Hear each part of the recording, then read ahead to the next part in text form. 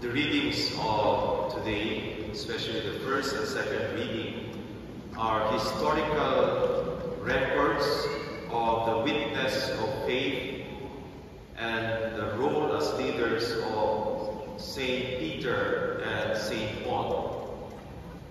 These two early followers of Jesus were very different from each other, except in their love of the Lord Jesus and in their commitment and dedication to the mission entrusted to them by the Lord.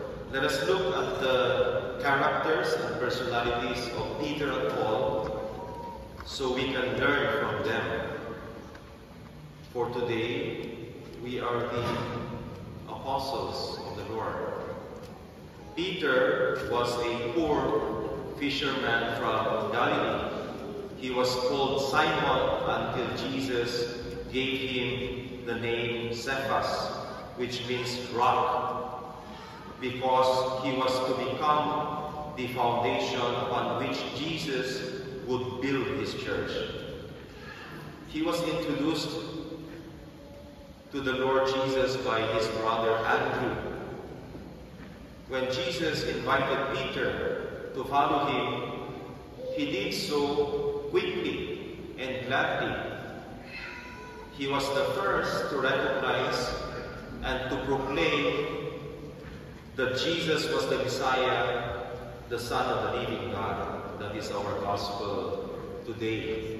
It is the historical record of the special role of Peter in the early Christian community. But we know from the same historical records that Peter was a human being with a real human weakness. He stumbled and fell along the way. Take, for example, when he started to walk on the water towards Jesus at the Sea of Galilee. Suddenly, he lost his faith, he was frightened, and began to sink. And then there are also other moments during the final hours of Jesus' life on earth when Peter failed him. At the Last Supper, Jesus washed the feet of his disciples. And here Peter promised his never-ending love, that he would not betray the Lord. But then, only to deny Jesus 3 times after his arrest. Yet, despite his human weaknesses, Peter was chosen to oversee the church. The Acts of the Apostles, in the first reading, shows his role as the head of the church after the resurrection and ascension of Jesus. After spreading the gospel to Judea and Samaria, he spent his last years in Rome. Eventually, he was arrested and put to death by the Roman Emperor Nero in the year 64 AD. He was crucified upside down, and he is buried on a Vatican hill. St. Peter's Basilica is built above his tomb. See, our Catholic faith is not fake news. It is founded on very solid historical facts. Let us look at Paul. Paul was just the opposite of Peter. He was born in Tarsus, the modern-day Turkey. Unlike the 12 apostles, there is no record of Paul having met Jesus before his crucifixion and resurrection.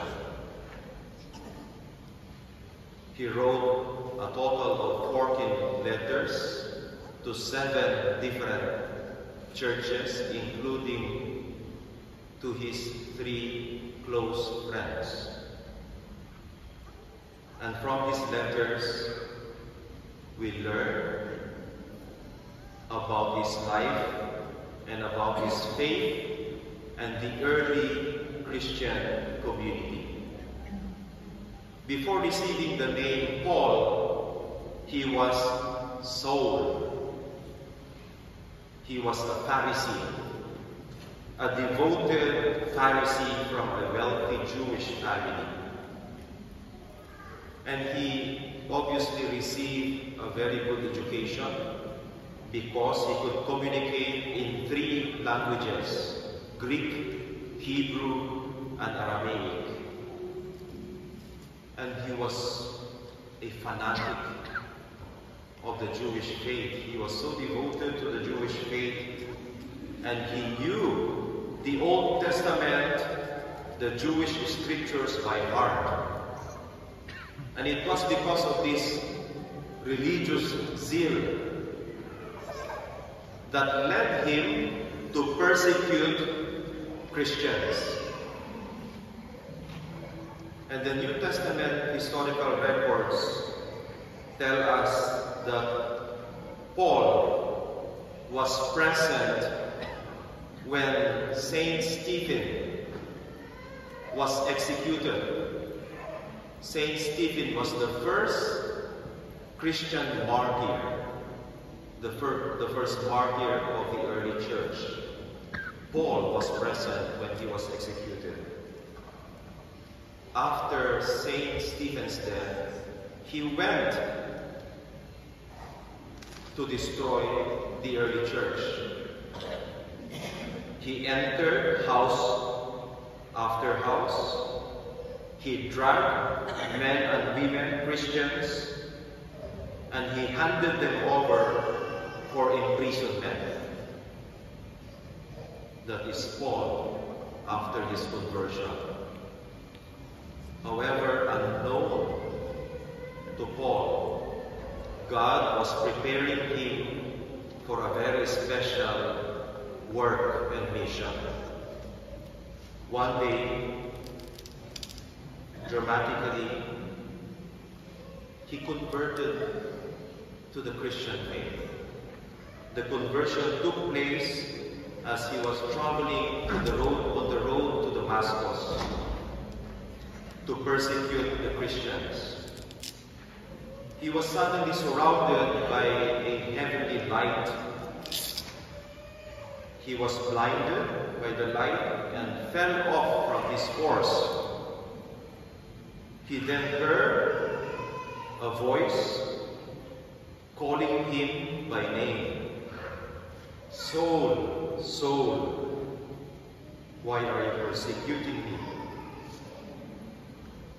And Paul asked who the voice was. The voice said, "I am Jesus, whom you are persecuting." Saul continued to Damascus, no longer to persecute Christians, but to be baptized to the Christian faith. And he took the name Paul, and he began to preach the faith he once tried to destroy. Finally, after years of preaching in Asia Minor, Paul was in prison. He was taken to Rome, where he was put to death by Emperor Nero, the same emperor who ordered the execution of Peter. Paul died 3 years after Peter was executed. Saint Paul was not crucified. He was beheaded with a sword. The first picture. So that is why we have here the symbol of the 2 apostles, Peter holding the key, the authority given by Jesus, that is the gospel of today, and Saint Paul holding a sword, the sword symbolizes his missionary work. Both of these great apostles are buried in Rome. So we have the Basilica of St. Peter and the Basilica of St. Paul. Finally, what can we learn from these two great apostles? What is the message for us?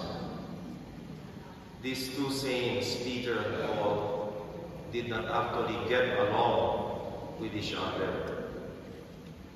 They had some strong differences of opinion, especially on how to go about preaching the gospel to people. And we can see in the writings of St. Paul in his letters how he strongly disagreed with Peter. We can learn from them. The characters of these two great apostles, they remind us of their human weakness, of their human failings. They were not perfect. They had their individual struggles with their own humanity and personal weaknesses. It is a reminder for all of us that our faith is about loyalty to Christ, even in the face of difficulties and hardships. This means we can stay in the church.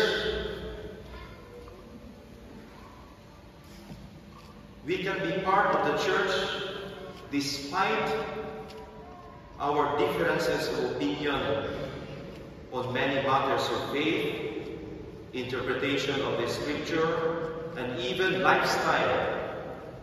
You can stay in the church, you can be part of the church, even if you disagree with your priest and with your bishops.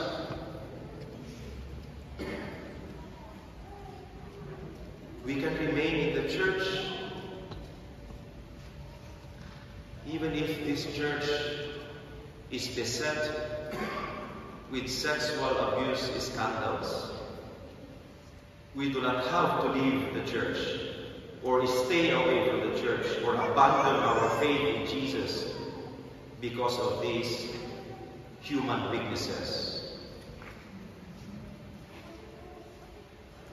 Because Christianity is about loyalty to Christ.